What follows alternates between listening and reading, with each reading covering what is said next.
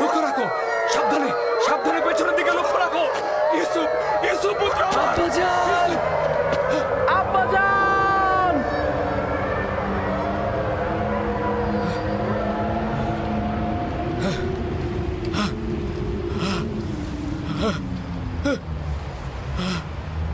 ইউসুফ, ইউসুফ, সতর্ক সতর্ক থাকো। ইউসুফ পুত্র আমার, সাবধানে সাবধানে ছেড়ে দাও, ছেড়ে দাও আমার পুত্রকে, ছেড়ে দাও, ছেড়ে দাও, ছেড়ে দাও। সতর্ক সতর্ক থাকো। নেকড়েদার, ছেড়ে দাও, ছেড়ে দাও আমার পুত্রকে। জনাবে আলী, জনাবে আলী, জাগ্রত হন জনাবে আলী। কি হয়েছে, কি হয়েছে খোদা নবী? কোনো খোয়াব দেখেছেন? আপনি কি ভীতিকর কোনো খোয়াব দেখেছেন? ভীত হওয়ার মতোই খোয়াব ছিল। কয়েকটা নেকড়ে একটি শিশুর পিছু নিয়েছিল। আমি তাকে বাঁচাতে পারছি না। নেকড়েগুলো তাকে ছিন্ন ভিন্ন করে খাবার জন্য ধাওয়া করতে করতে একটা গর্তের মধ্যে ফেলে দিল। ওই শিশুটি কে ছিল? তাকে চিনতে পেরেছেন? দূরে ছিল, তাই ঠিক মতো চিনতে পারিনি। তবে তার গঠনটা অনেকটা ইউসুফের মতোই ছিল।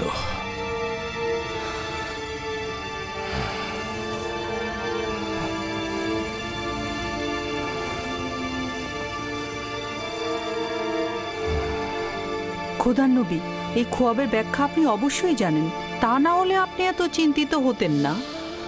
বালা মুসিবত ইয়াকুবের খানদানে ওত পেতে আছে।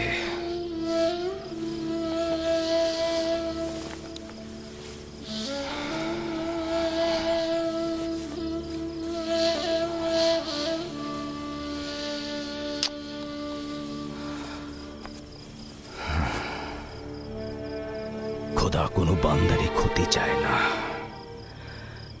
কিন্তু এই বান্দারাই শয়তানের সঙ্গে প্রতিজ্ঞাবদ্ধ হয়, একে অপরের জন্য ফাঁদ পেতে রাখে।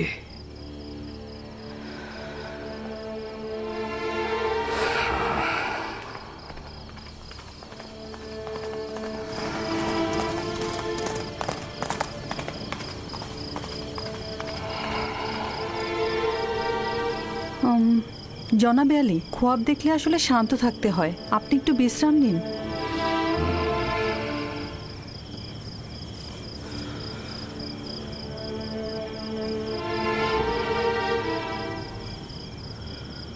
খোদাবন্দ, তোমার কাছে আশ্রয় চাইছি।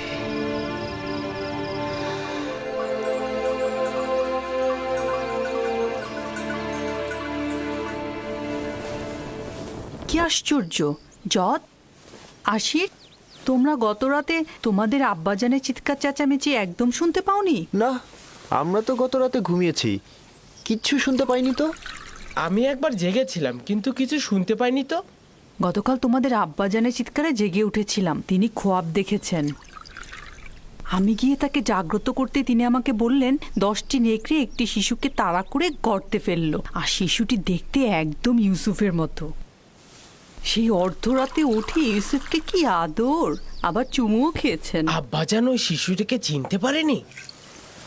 বললেন তো চিনতে পারেনি, কিন্তু বোঝাই তো যাচ্ছে সে ইউসুফ ছিল। তাছাড়া অর্ধরাতে উঠে এত আদরের কি ছিল?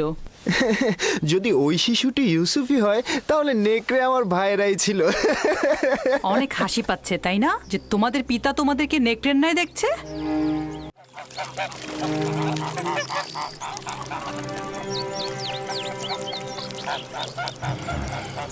ইয়াকুব বলল সে একটা খোয়াব দেখেছে, 10টি নেকড়ে একটি শিশুকে তাড়া করে গর্তে ফেললো।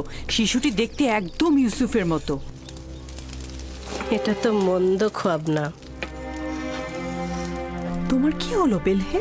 ইয়াকুব আমাদের সন্তানদের নেকড়ের ন্যায় দেখেছে, এই খোয়াবকে তুমি ভালো বলছো? যেসব নেকড়ে ইউসুফকে ছিন্ন ভিন্ন করেছে সেসব মন্দ নেকড়ে নয়। হতে পারে বাচ্চারাই এ কাজ করবে, বাচ্চারাই করবে।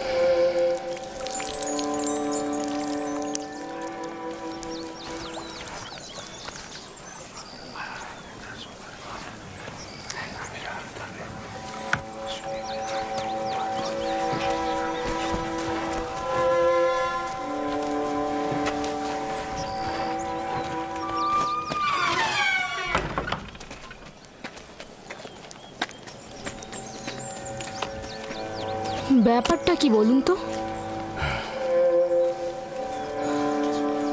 ধারণা করছি জানতে পারবো।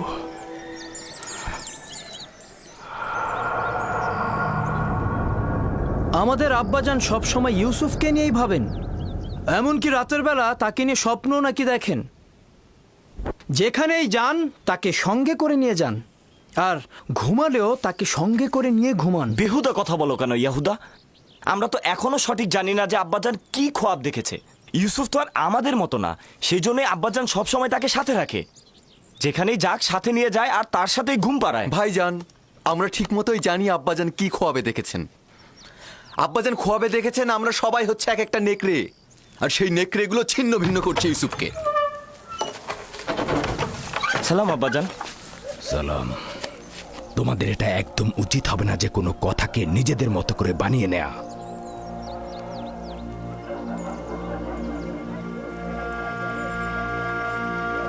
আমাদের আম্মিজান আমাদেরকে বলেছেন আপনি নাকি রাতে আমাদের নেকড়ের ন্যায় খোয়াব দেখেছেন, আর সেই নেকড়েরা ইউসুফকে হামলা করছে। এটা একদম সত্য নয়। আমি গত রাতে একটা খোয়াব দেখেছি, এটা সত্য। খোয়াবে দেখেছি কিছু নেকড়ে একটি বাচ্চা ছেলেকে তাড়িয়ে নিয়ে বেড়াচ্ছে। সেই নেকড়েগুলো না তোমাদের মতো, আর বাচ্চাটি না ইউসুফের মতো। আমি তো কারো চেহারাই দেখিনি। হ্যাঁ, 10টা নেকড়ে মানে বোঝাই যাচ্ছে আমরা 10 জন। আমি তো নেকড়েগুলোর সংখ্যা স্বপ্নে গুনে দেখিনি। তোমরা কোথা থেকে জানলে যে নেকড়ে 10টাই ছিল?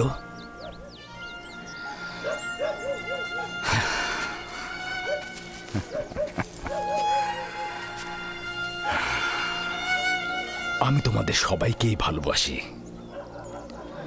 তোমাদের কঠোর পরিশ্রমের জন্য উপযুক্ত মর্যাদাও দেই, কৃতজ্ঞতাও জ্ঞাপন করি। কিন্তু ইয়াহুদার মতো একজন পরিপক্ক যুবককে পারবো না আমার জানুর উপরে বসাতে, পারবো না একজন বাচ্চা ছেলের মতো করে আদর করতে। তোমরা যখন ছোট ছিলে তখন তোমরাও জানুর উপরে বসেছ।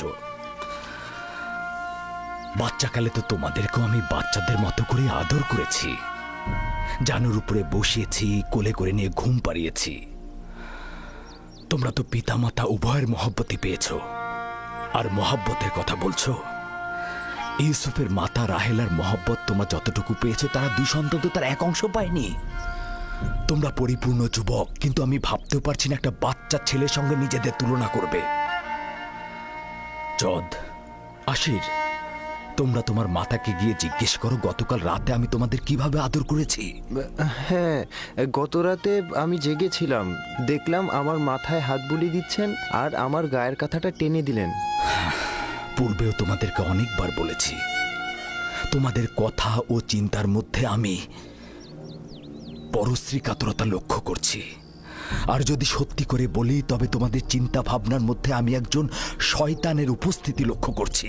আব্বাজান, আমরা তো ইউসুফের সাথে খেলতে ভালোবাসি, আপনি কেন অনুমতি দেন না? আমি তো কখনোই বাধা দেইনি তোমরা ইউসুফের সাথে খেলবে। ইউসুফ তো তোমাদেরই ভাই, আর তোমরা ইউসুফের সাথে খেললে তো ইউসুফ অনেক খুশি হয়। তাহলে আমরা এখন ইউসুফের সাথে খেলা করতে পারবো? কেন নয়, এখনই যাও।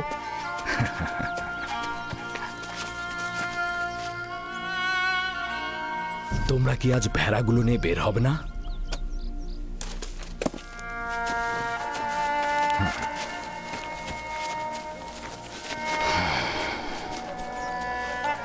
আমাদের ক্ষমা করবেন আব্বাজান।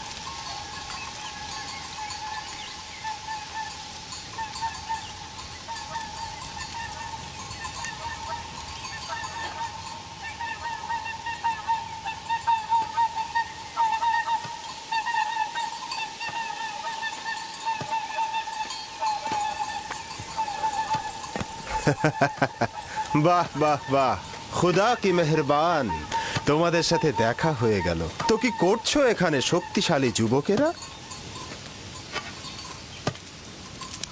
আমাদের দুপুরের খাবারের জন্য দুধ গরম করছি। বাহ বাহ বাহ, খুব ভালো। তো তৃপ্তি সহকারে খাও। এই তুমি কে? আর এখানে কি চাই? আমি প্রতিবেশী গ্রামের অধিবাসী। রাখালি আমার কাজ নয়, তবে ভেড়াগুলোকে মাঝে মাঝে এখানে চড়াতে নিয়ে আসি।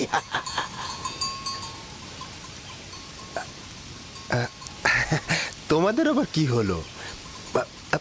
মনে হচ্ছে আমার উপস্থিতিতে তোমরা খুশি নও। হ্যাঁ, সেটাই তো স্বাভাবিক। হ্যাঁ, একজন অচেনা আগন্তুককে দেখলে তো খুশি হওয়ার কথা না। কিন্তু হাকিকত হলো আমি তোমাদের জন্যই এখানে এসেছি। তোমাদের দেখার জন্য আমি খুবই পেরেশান হয়েছিলাম। তুমি আমাদেরকে চেনো? ও হ্যাঁ, আশেপাশের সমস্ত অধিবাসীরা ইয়াকুব পয়গম্বরের সন্তানদের সম্পর্কে অবগত। তাহলে তুমি আমাদের দেখে আশ্চর্য হলে কেন? কারণ গত রাতে তোমাদের স্বপ্নে দেখেছি।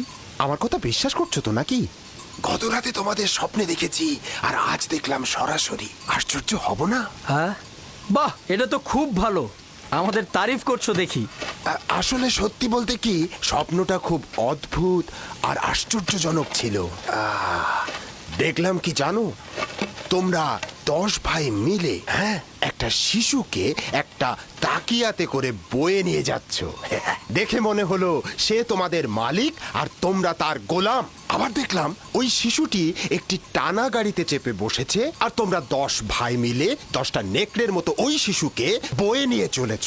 আরও দেখলাম যেটা, ওই শিশু এক সিংহাসনে বসে আছে আর তোমরা 10 ভাই তার গোলামি করছো, তার রাখালি করছো, তার হয়ে কৃষি কাজ করছো।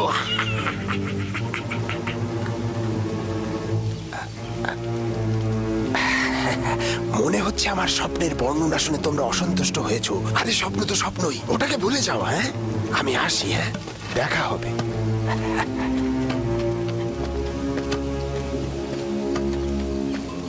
লোকটি কিন্তু রহস্যময়। আর চেহারাটা কেমন দেখেছো?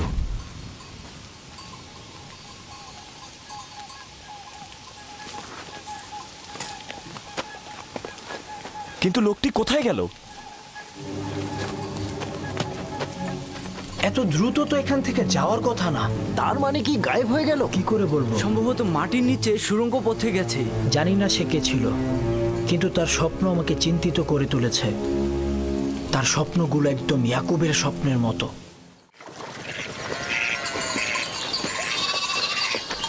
সালাম আব্বাজান। সালাম আব্বাজান। সালাম চাচা। সালাম আব্বাজান। সালাম আব্বাজান।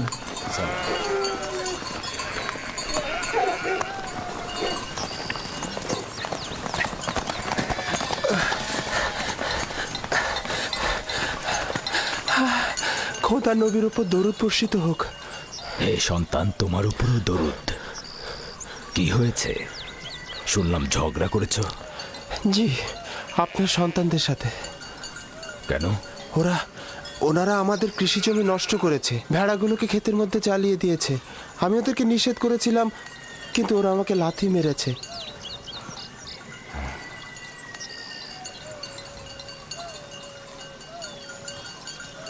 ইয়াহুদা, লাবি, শামুন, এদিকে এসো, এদিকে এসো।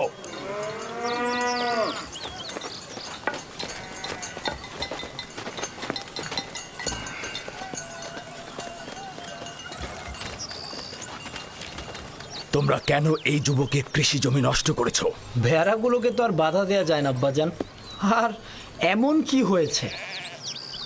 তোমরা ওকে লাথি মেরেছো কেন?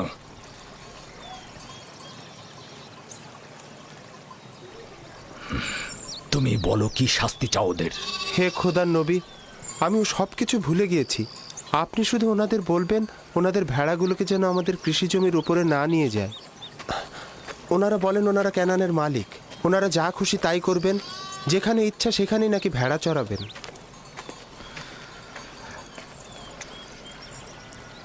কে তোমাদের হক দিয়েছে যে তোমরা মানুষের কৃষি জমিতে ভেড়া চড়াবে?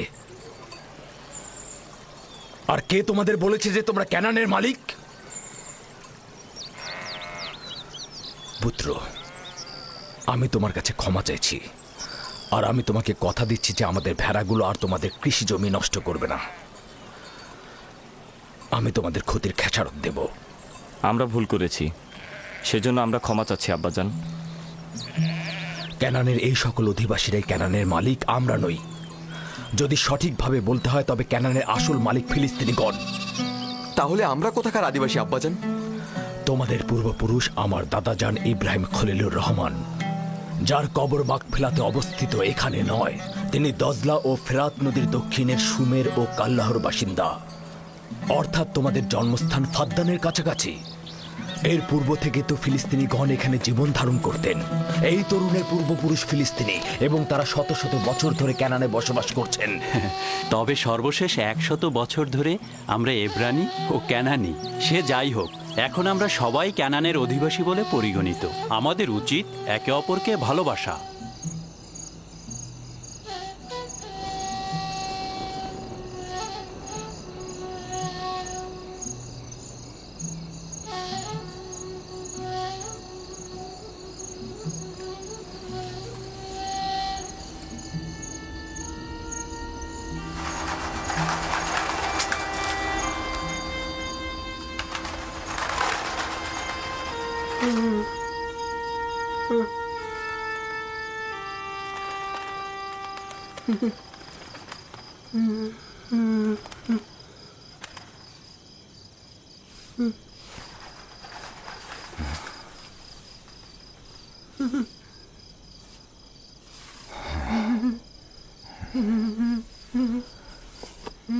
ইউসুফ, ইউসুফ পুত্র আমার, জাগ্রত হও।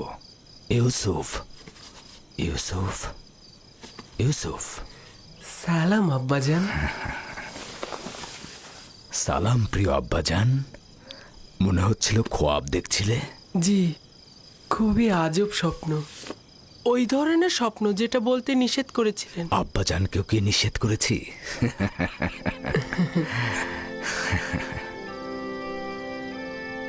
ভেড়াগুলোর পাশে বসেছিলাম।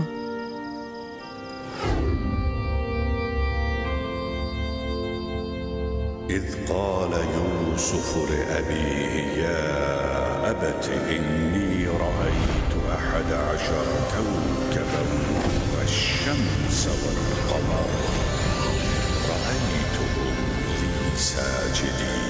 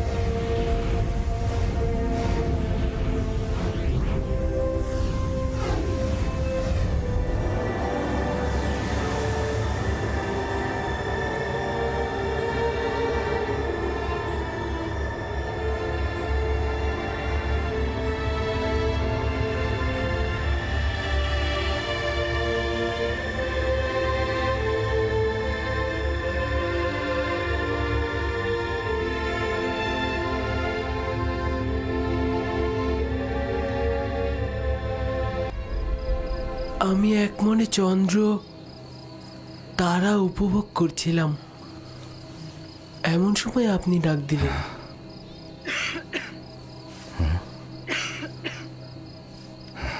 সবর করো।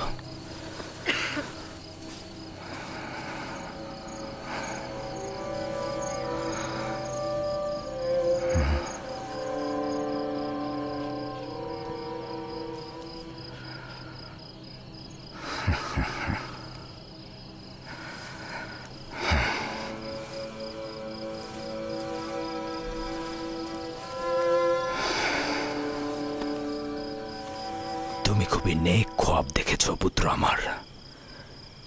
এই রকম খোয়াব কাউকে বলা উচিত নয়, বিশেষত তোমার ভাইদের। নির্বোধগণ যৌবনে দাম্ভিকতায় প্রতিহিংসা পরায়ণ হয়ে উঠবে। তোমার বোন ও মাতাদেরকেও বলবে না, তারা সবার কাছে প্রচার করে বেড়াবে। সূর্যও তোমার মোকাবেলায় নত হবে এবং তোমার পায়ে পড়ে সেজদা দেবে। চন্দ্র ও 11টি তারকাও তোমাকে সেজদা দেবে। একদা তুমি মহান ব্যক্তি হবে। তুমি যেমন উঁচু পদে অধিষ্ঠিত হবে, তেমনি আধ্যাত্মিকতায় সমুন্নত হবে। ওই দিন পিতা মাতা এবং তোমার সকল ভাই তোমার মোকাবেলায় সেজদায় নত হবে। ওই দিন পর্যন্ত দৃঢ়তার সঙ্গে নিজেকে সামলে রাখবে, বিশেষত তোমার ভাইদের কাছ থেকে, কারণ ওরা তোমাকে হিংসে করে এবং তোমার বিরুদ্ধে ষড়যন্ত্রে লিপ্ত হতে পারে। নিজেকে সবসময় সামলিয়ে রাখবে। সম্ভবত তোমার ভাইরা তোমার বিরুদ্ধে ষড়যন্ত্র করছে, হিংসায় জ্বলছে। ষড়যন্ত্র? তাও আমার ভাইরা করবে? ওরা তো আল্লাহর সন্তান, তাই না? শয়তানের নজর থেকে গাফিল হয়ে না আমার পুত্র। শয়তান ইনসানদের জন্য দুশ্মন, প্রকাশ্যে ধোঁকা দেয়। এমনকি আম্বিয়া একরামগণের সন্তানেরাও তাদের বদ নজর থেকে রেহাই পায় না। খোদাবন তোমাকে মহৎ কিছুর জন্য নির্বাচন করেছেন, আর খোদাই তোমাকে খোয়াব ব্যাখ্যা করার এলেম প্রদান করবেন। তার নিয়ামত তোমার ও ইয়াকুবের খানদানের উপর প্রদান করবে, যেমন ভাবে আমার পিতা ইসহাক ও দাদাজান ইব্রাহিমের উপর নিয়ামত প্রদান করেছিলেন এবং একই সাথে তাদেরকে ইমামত ও বেলায়েত প্রদান করেছিলেন।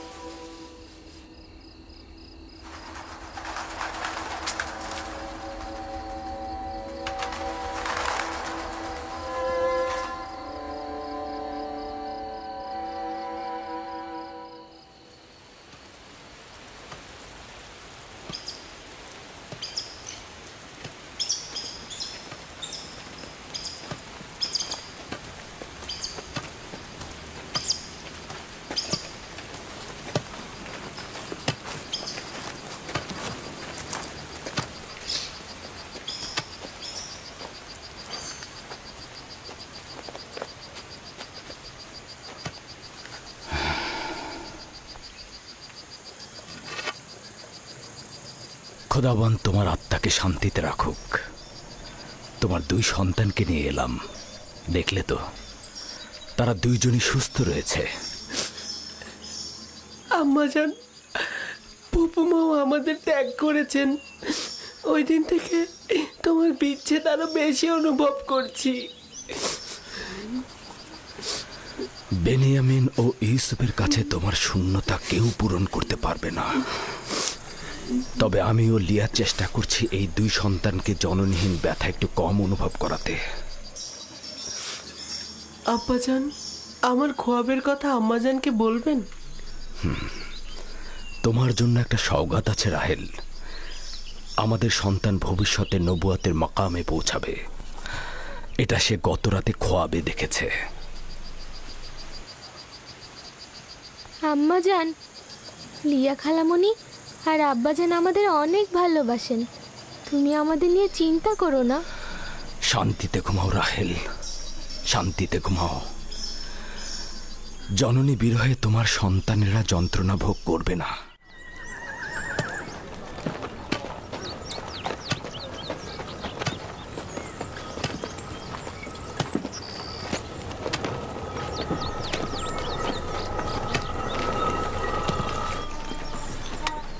সালাম আব্বাজান। সালাম আমার প্রিয় কন্যা।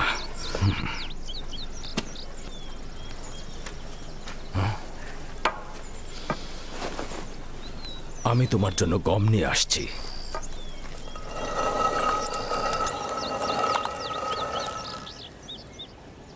আব্বাজান তোমাদের কোথায় নিয়ে গিয়েছিল?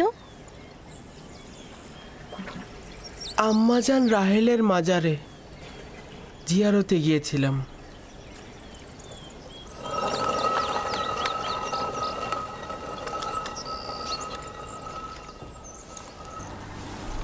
আমার সাথে কি কাজ বলো তো? গতকাল ইয়াকুব নিজের উত্তরাধিকারী নির্দিষ্ট করেছে। সম্ভবত আপনিও জানতে আগ্রহী হবেন। বলো। নিশ্চিত থাকুন, আমার আর আপনার সন্তান নয়, ইউসুফ রাহেলের সন্তান। ভনিতা রেখে তোমার আসল কথাটা বলো শুনি। যখন আমি জাগ্রত হলাম তখন ইউসুফকে বলছিল, এই খ্বাবের কথা তোমার ভাইদেরকে বলবে না। তুমি খোদার প্রতিনিধি এবং ইসাক ও ইব্রাহিমের উত্তরাধিকারী। আরও বলেছে তুমি নেতৃত্বে ও শ্রেষ্ঠত্বে তোমার ভাইদের উপরে যাবে এবং তারা সেজদা করবে তোমাকে। নিজে ইউসুফের সামনে জানু পেতে বসলো আর তাকে আদর করে চুমু দিয়ে ঘুম পাড়িয়ে দিল। এবার বলুন কি বলবেন?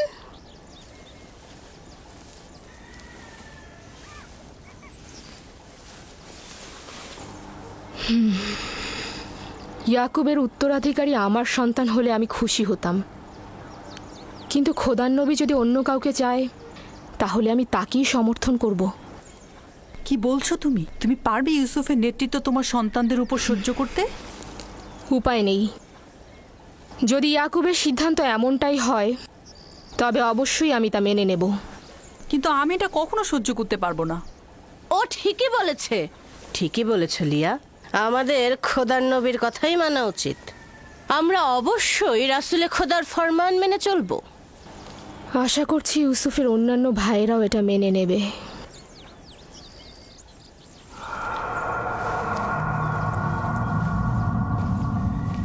তুমি এত বোকা কেন? সবকিছু লিয়াকে বলার কি আছে? ওকে বললে বিপদ আরো বাড়বে। আমাদের উচিত সন্তানদের সাথে সলা পরামর্শ করা।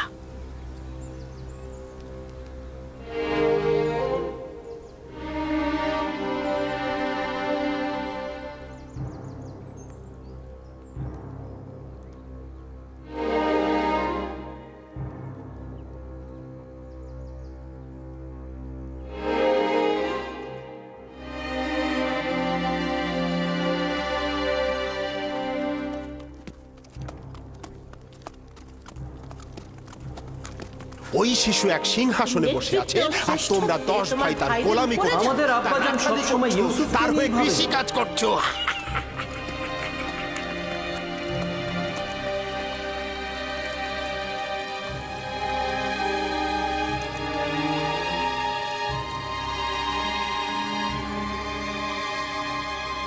ইউসুফ খ্বাব দেখেছে তোমাদের নেতা হবার।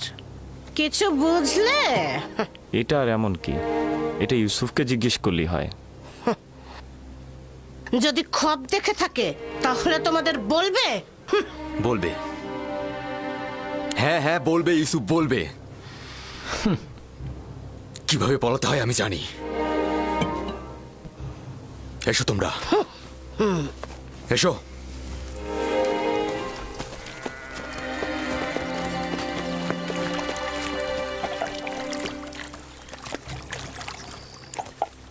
ইয়াহুদা, সবুর করো।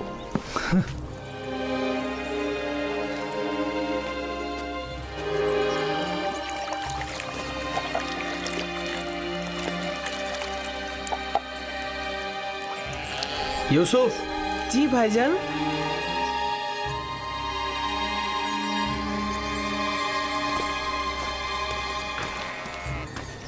ইউসুফ আমার ভাই, তুমি কি জানো আমরা সবাই তোমাকে কত ভালোবাসি?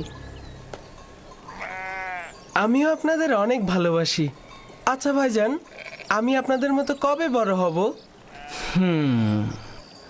তুমি তো বড় হয়েছই। তুমি তো পরওয়ারদিগারের কাছ থেকে উঁচু মাকাম ও শ্রেষ্ঠত্বের খবর পেয়েছো। কোন মাকামের কথা বলছেন আপনারা? ওই যে ওইটা, যেটা কালকে রাতে তুমি খব দেখেছো। খবটা কি মনে আছে? ওইটা যেটা দেখেছো।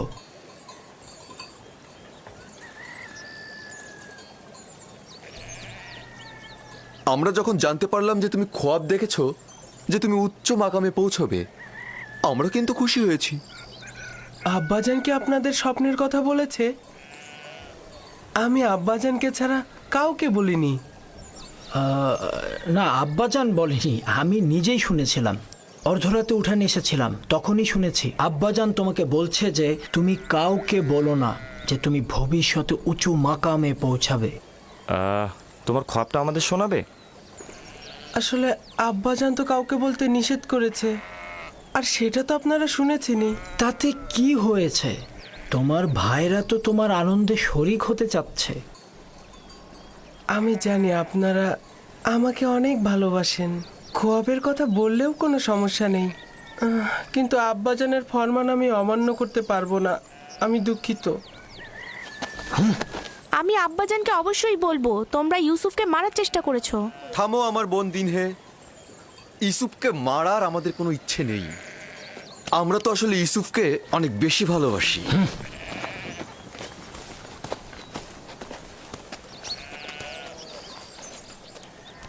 ইয়াহুদা তোমার উপর কেন রাগ করলো? তুমি কি বলেছো তাকে? সে যা জানতে চেয়েছিল আমি তা বলিনি, কিন্তু খোয়াবের কথা তো আমি আব্বাজানকে ছাড়া আর কাউকে বলিনি। তাহলে ওরা জানলো কি করে? ইয়াহুদার এই ঘটনা আমি আব্বাজান এলেই বলে দেব। না, বলো না। আমি আব্বাজানকে ভালোবাসি, সে কারণে আমি চাই না যে আব্বাজান ভাইজানদের কাছে গিয়ে ব্যথিত হয়ে ফিরে আসুক। দিনে ভাইজানরা কেন আমাকে ভালোবাসে না, যেখানে আব্বাজান স্বয়ং বলেছেন একে অন্যকে ভালোবাসা দিতে?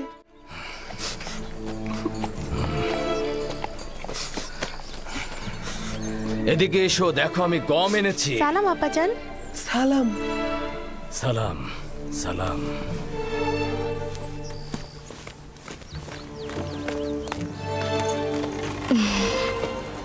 আপনি তো দেখছি অনেক ক্লান্ত হয়ে পড়েছেন। বেলহে জাতাকল প্রস্তুত করো, গম ভাঙাতে হবে, রুটি তৈরি করতে হবে। তো এই বছরের প্রথম ধাপের গম খড় ও দানা কষ্ট করে আলাদা করা হয়েছে। এসো পুত্র আমার।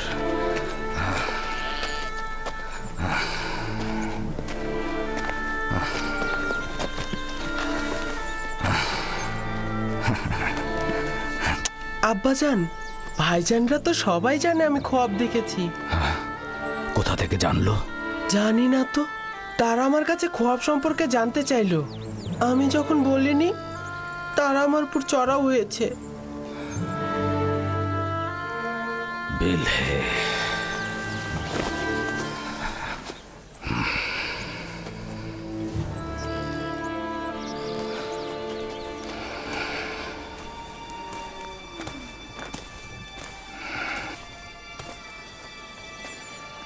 বেলহে, জি আল্লাহর নবী। এখন পর্যন্ত তুমি যা কিছু করেছো আমি শুধু মুখ বুজে সহ্য করেছি। আমি নীরবে থেকেছি যাতে তুমি নিজেকে গুটিয়ে নাও, কিন্তু তুমি পণ করেছো যে ভাই ভাইয়ের মধ্যে অশান্তি সৃষ্টি না করে তুমি শান্ত হবে না। দেখুন খোদার নবী, আমি এগুলোর কিছুই জানি না। আমি মিথ্যে বলছি না।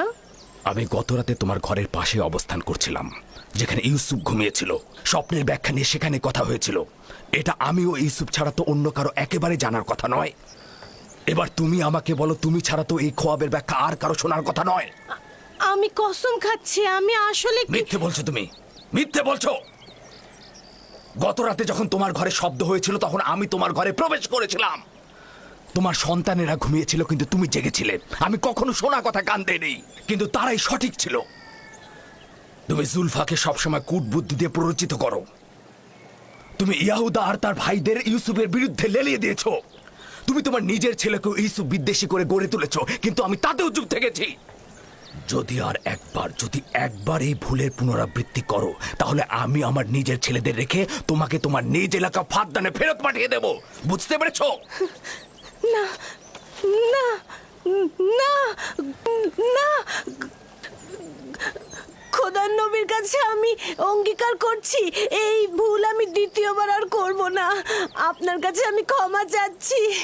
আমি আপনার কানিজ, আপনি ছাড়া দুনিয়ায় আমার কেউ নেই। আমাকে ক্ষমা করে দিন। এমন ভুল আমি আর কখনোই করব না। আমাকে ফাদ্দানে পাঠাবেন না, আমাকে এখানেই দাফন করবেন।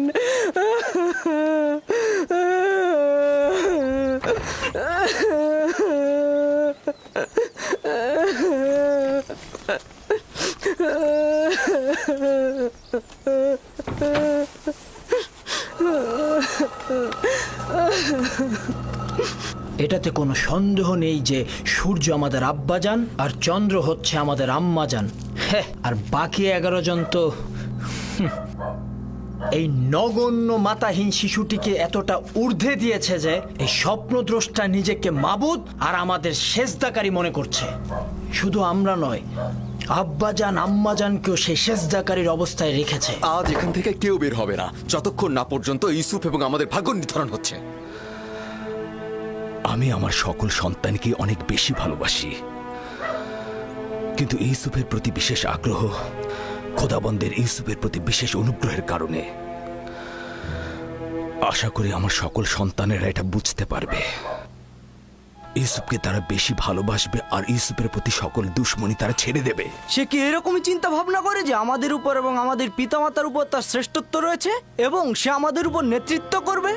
হ্যাঁ, ইউসুফের কল্পনা এত বাড়াবাড়ি হচ্ছে, তার কারণ হচ্ছে আব্বাজানের মহব্বত। আব্বাজান তাকে মার থেকেও বেশি মহব্বত করছে।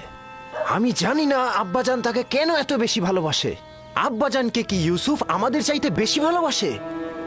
এই খানদানের সকল কার্যক্রম আমাদের হাতে। ফসল ফলানো, ফসল চাষ সব আমাদের হাতে। ভেড়াগুলোকে চরণভূমিতে নিয়ে যেতে হবে, নেকড়ের হাত থেকে রক্ষা করা, খাদ্য সামগ্রী, কৃষিকাজ, জল সরবরাহ, ভেড়া পালন সব আমাদের হাতে। আব্বাজান আম্মাজানের সকল মহব্বত তার প্রতি, এমনকি ফুপুমাও তাকে নিয়ে মহব্বতে মেতে উঠেছে।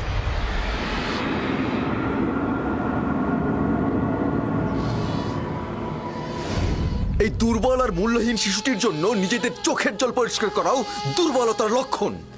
সে নিজের শ্রেষ্ঠত্ব আর নেতৃত্বের মোহে আমাদেরকে তার স্বপ্নের মধ্যে সযত্নে লালন করছে। আমি আব্বাজানকে পরিষ্কারভাবে গোমরাইত দেখতে পাচ্ছি। সকল ভুলগুলো তার এলাকার, কিন্তু আমি নীরব থাকবো না। রাহেলের সন্তানের নেতৃত্ব আমি মানব না। আমরাও মানব না, কিন্তু তুমি কি করতে চাচ্ছ এখন? হ্যাঁ, সম্ভবত তুমি বলবে ধৃষ্টতা, কিন্তু আমি বলবো যে ইউসুফকে হত্যা করা হোক।